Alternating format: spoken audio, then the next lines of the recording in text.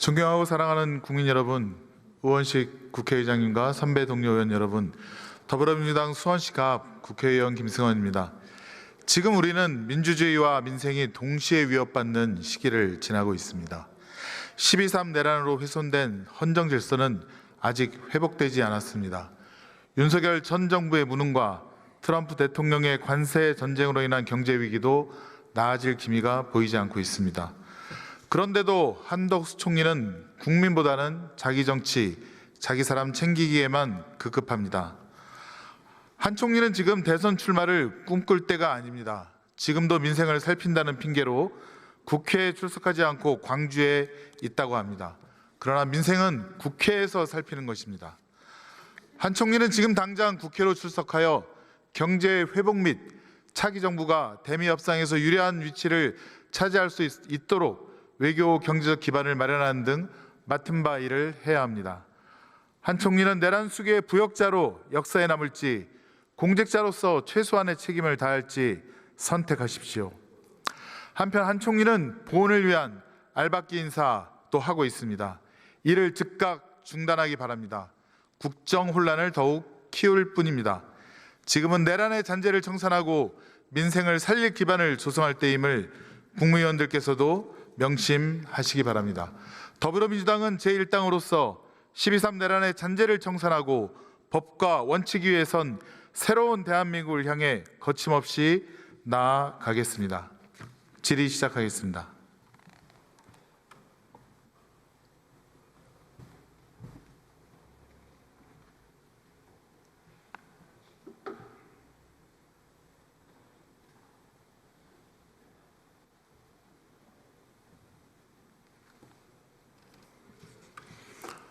지금 오늘 사실 정부를 대표해서 한덕수 총리가 이 자리에 나와야 되는데 안 계시니 어쩔 수 없이 최상목 부총리께서 나와 주시기 바랍니다.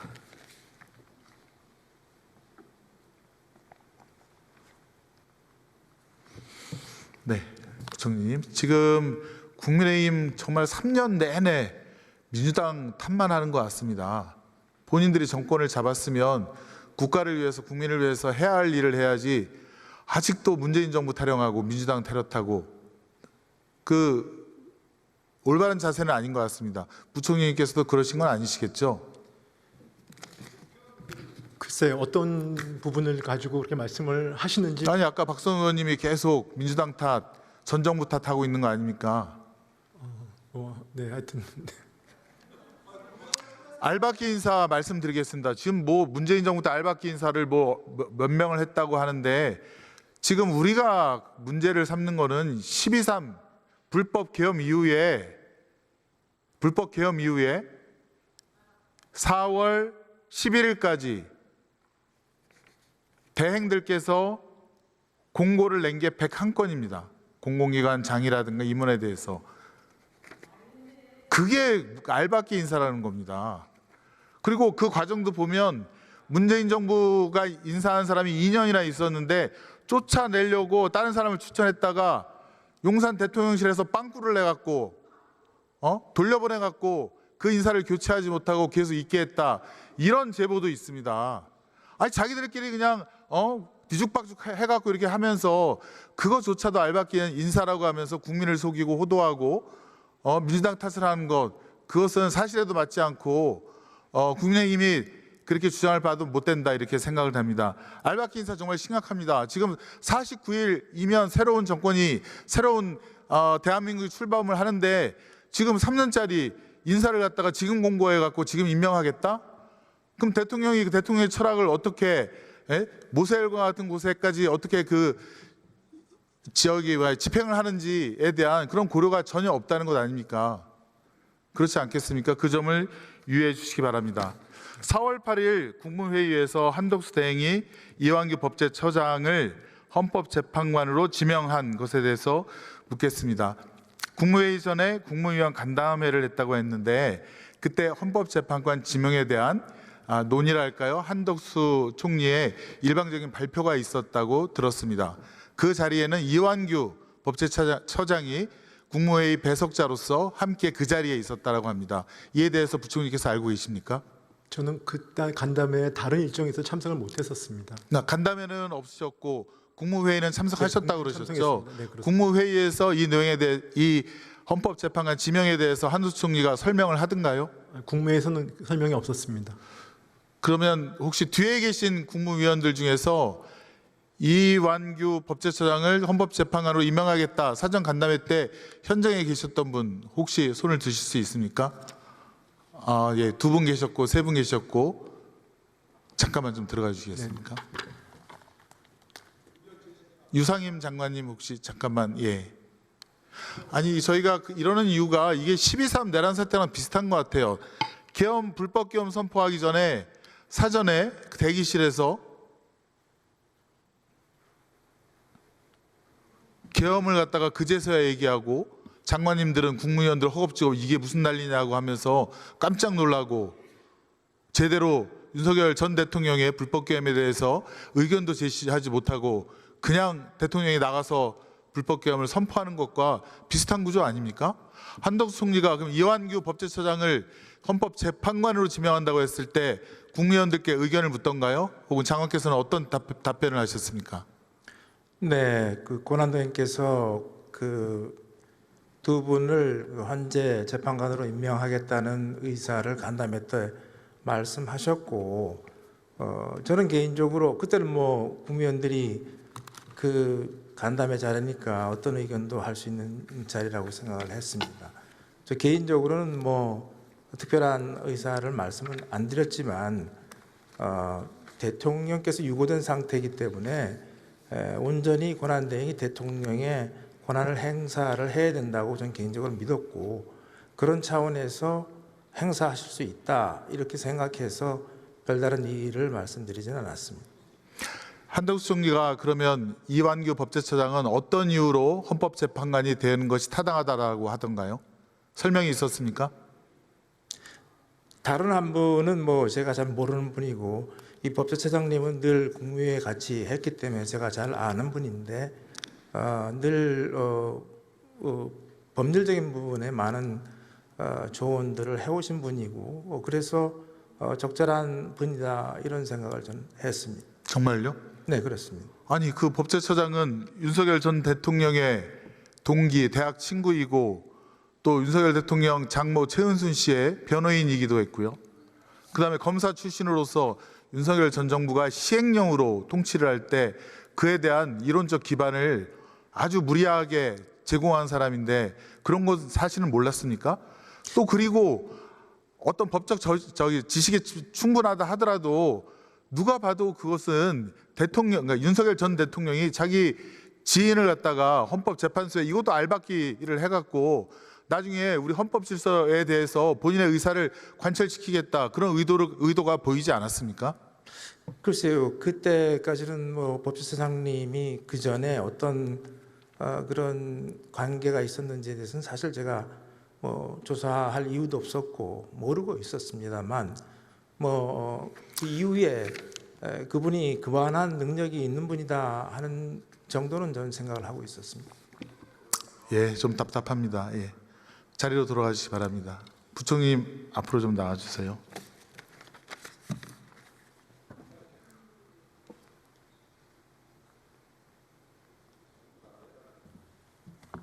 알박기 인사 관련해서 더 이 문제점을 구체적으로 말씀드리면 예컨대 이진숙 방통위원장이 사랑한다는 동생 신동호 씨를 입의 사장으로 다시 임명 강행을 한 것도 문제이지만 임기가 아직 한참 남은 대통령 기록관장을 윤석열 행정관 출신으로 교체하는 시도가 있었거든요. 돌이켜보면 박근혜 정부 때 박근혜 전 대통령이 탄핵되고 나서 그 다음 정부에 인수인계한 자료가 얼마나 되신지 아십니까? 잘 모릅니다. 100페이지 정도랍니다.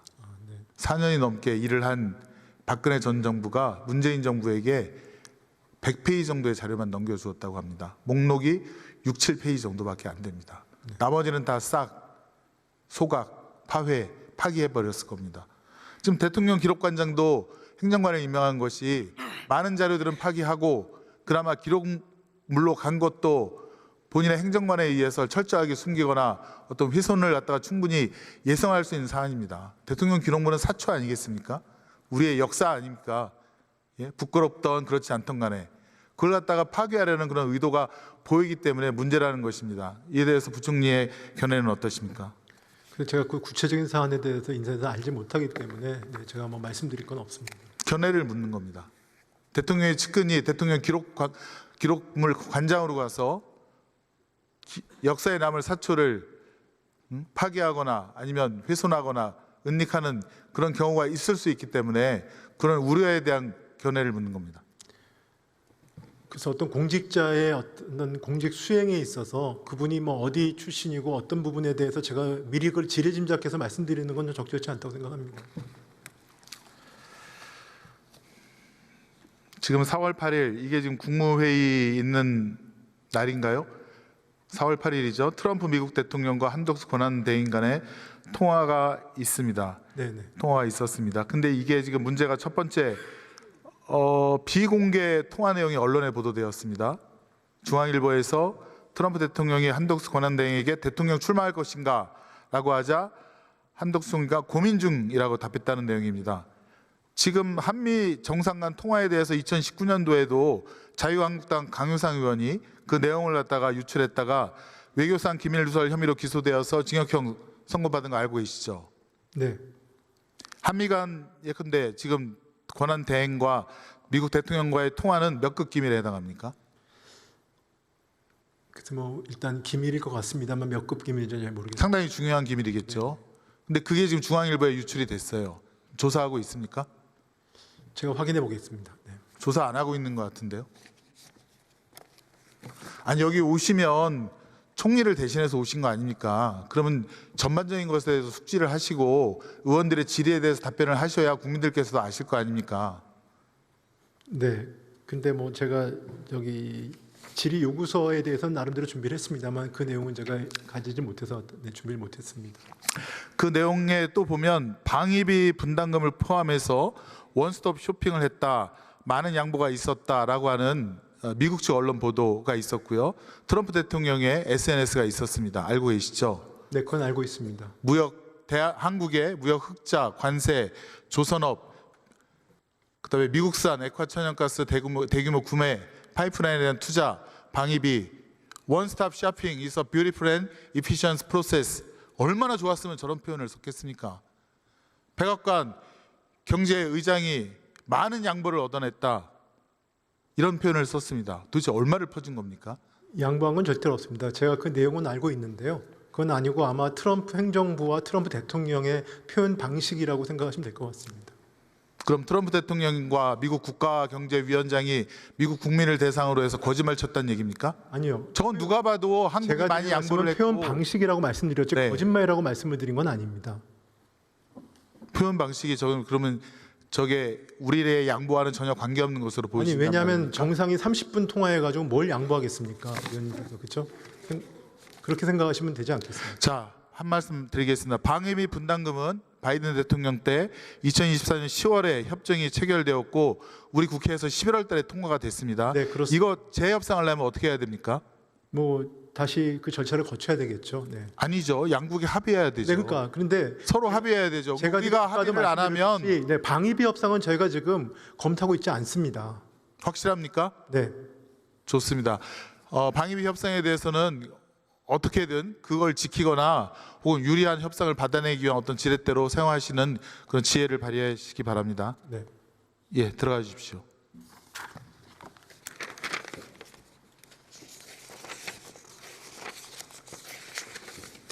김병환 금융위원장님 앞으로 나와주시겠습니까?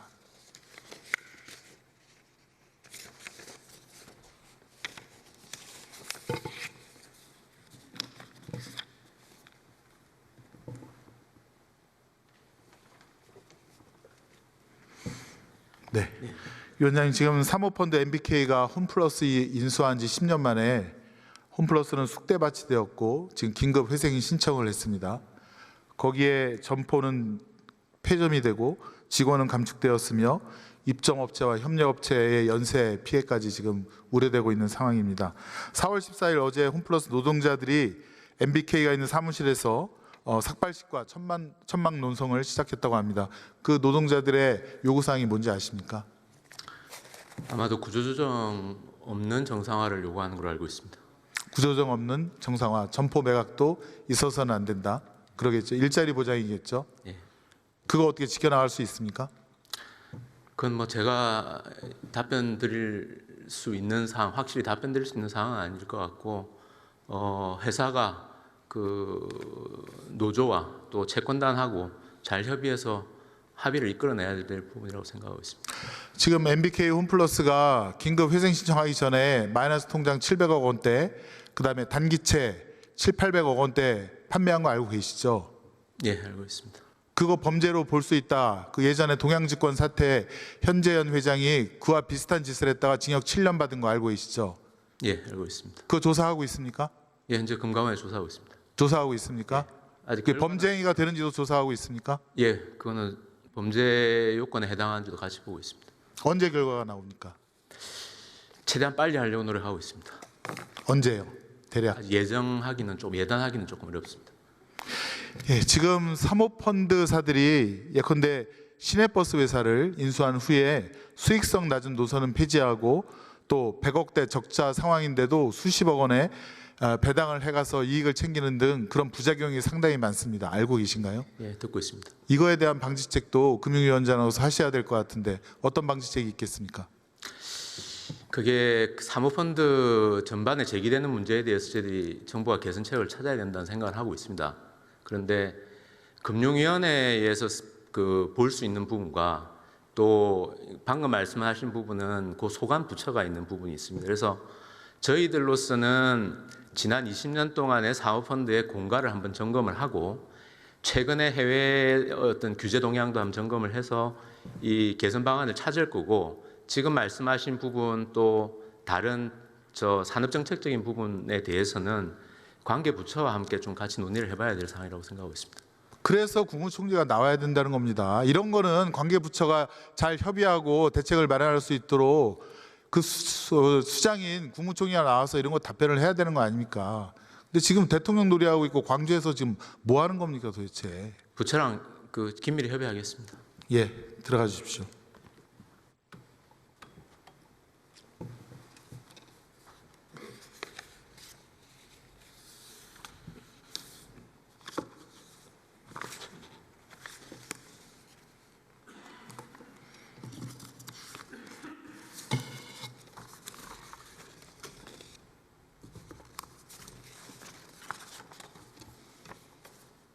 예, 시간이 5초밖에 안 남았는데요. 국민 여러분, 저희 더불어민주당은 제1당으로서